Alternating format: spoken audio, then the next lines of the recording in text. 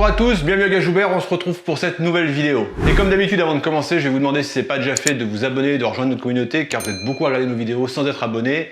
N'hésitez pas, c'est gratuit, c'est le bouton qui se trouve ici. Alors cette vidéo, elle est sponsorisée par moi-même, car à partir d'aujourd'hui, vous allez pouvoir retrouver sur le site d'Odyssey Tactical tous les goodies Taprak Gajoubert, les patchs, les t-shirts. Je vais vous mettre le lien dans la description. Vous allez sur le site internet, il y a un petit espace dédié à Taprak Gajoubert. Vous pourrez trouver les t-shirts, des suites, les patchs. Et en plus, avec le code Gajoubert10, vous avez 10% sur l'intégralité du site. Ils font des marques comme Clogear, Salomon, Tasmanian Tiger, ils font des couteaux, plein de choses. N'hésitez pas à aller voir. Vous avez le lien dans la description et je vous invite à aller faire un tour après avoir visionné cette vidéo. Donc aujourd'hui, on va continuer notre découverte, notre exploration de la marque Daniel Défense, puisqu'on va parler du V7S. Et je vais essayer de répondre à une question qui revient souvent, à savoir, qu'est-ce que je préfère entre le MK18 ou le DD-M4 V7S ?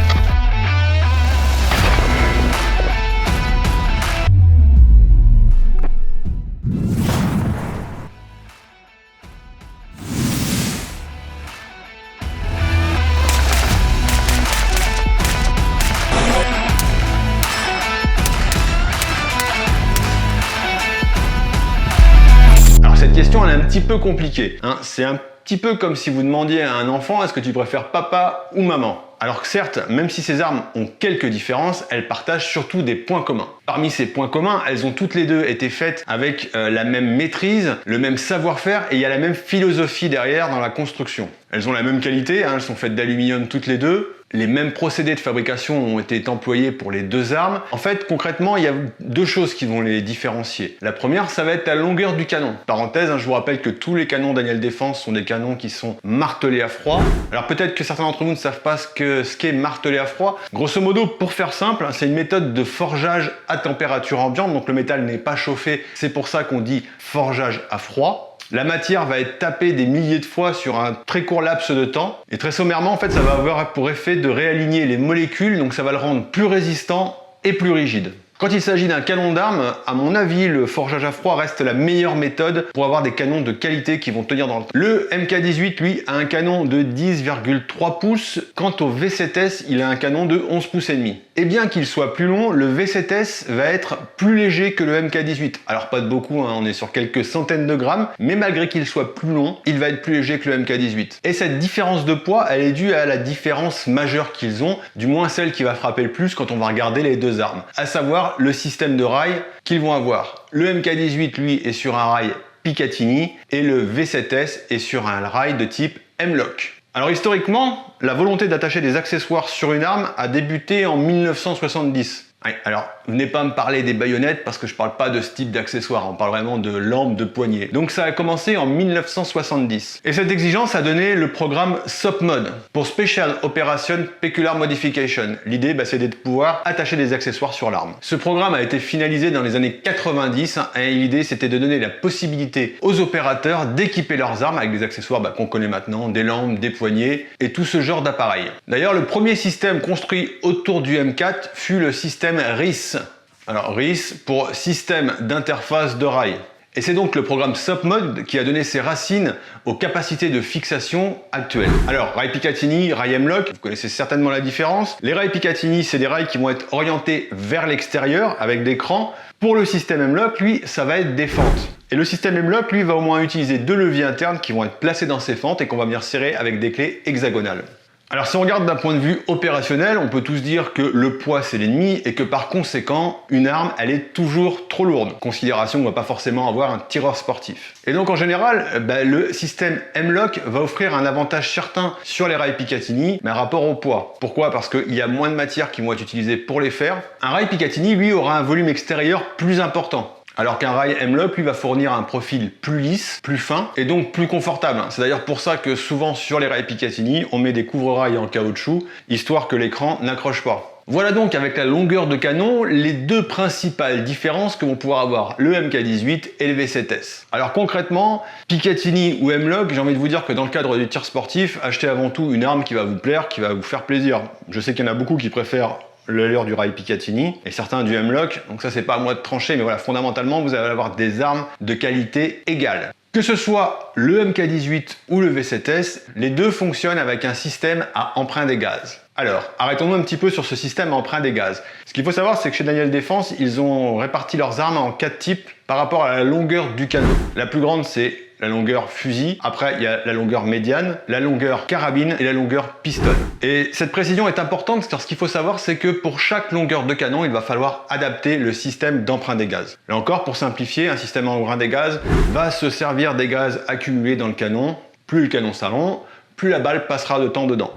Plus la balle va passer de temps dans le canon, avant qu'elle passe les vents, plus la quantité de gaz va augmenter. A l'inverse, plus le canon va être court, moins la quantité de gaz sera importante. Et c'est pour ça que concevoir une arme semi-automatique avec un canon très court, ça demande un très grand savoir-faire et une maîtrise de ce système à emprunt de gaz. C'est vraiment une science. Donc voilà, si vous vous posiez la question, quelles vont être vraiment les différences entre ces deux modèles, j'espère qu'on a fait le tour et qu'on a répondu à cette question. Et voilà, fondamentalement, ça va vraiment se passer autour des gardements. En termes de qualité intrinsèque de l'arme, ce sera la même chose. Après, quant à la longueur de canon, 10.3, 11.5, pour du tir sportif, il n'y aura pas forcément de différence flagrante. Donc revenons aujourd'hui à notre M4 V7S. Le S, ça veut dire que c'est la version short, courte du V7. Comme on l'a évoqué au début, c'est un canon flottant forgé à froid de 11.5 pouces avec un pas de rayure de 1/7. Il est habillé avec un garde-main MFR de 10 pouces en M-LOK. Donc sur ce rail M-LOK, il y a 7 positions. Ces 7 positions vont être coupées par un rail à midi Picatinny qui va faire toute la longueur de l'arme. Le lower, le upper et le garde-main sont en aluminium, ce qui va rendre l'arme relativement légère puisqu'elle va peser à peu près 2,8 kg. Elle fonctionne donc sur un système à emprunt des gaz et là encore, si on se réfère à ce qu'on a dit plus tôt, c'est un système à emprunt des gaz de type carabine, donc avec une longueur de canon de type carabine.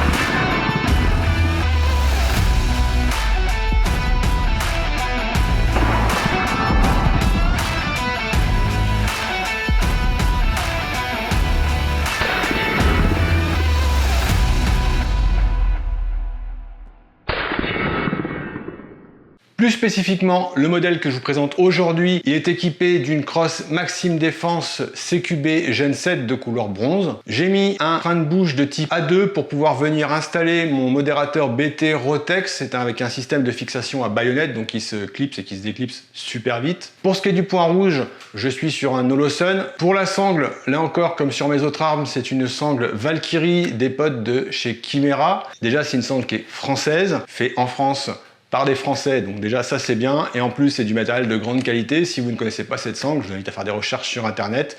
Dernière dernière upgrade que j'ai fait dessus, tout simplement, comme sur tous mes AR-15, j'ai installé un TEP pour Trigger et Answer Pad. Donc ça, si vous connaissez pas, je vous invite à vous en procurer un, ça coûte pas cher, c'est une cinquantaine d'euros. Et en fait, on va venir le positionner sur la queue de détente, ça va avoir pour fonction d'élargir la surface de pression sur la queue de détente et ça va vous transformer un départ normal. Quasiment, vous aurez la sensation d'avoir un départ match. Pourquoi? Parce qu'il y aura plus de surface de pression, donc vous allez avoir un meilleur contrôle, même pour le reset. Donc ce petit accessoire, je vous le recommande fortement. Donc voilà un petit peu comment j'ai configuré mon V7S. Le fait que l'arme soit relativement légère, ce qui est bien, c'est que même si vous lui mettez des accessoires comme j'ai pu le faire, le poids total va rester encore super acceptable.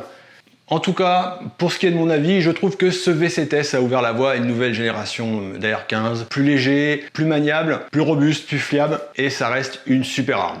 Dernière chose avant de se quitter, je vais passer le bonjour à mon pote Fred, futur jeune retraité du PSIC du Puy-en-Velay. Je te remercie pour cet écusson, il va finir sur mon mur. Je te souhaite une bonne retraite.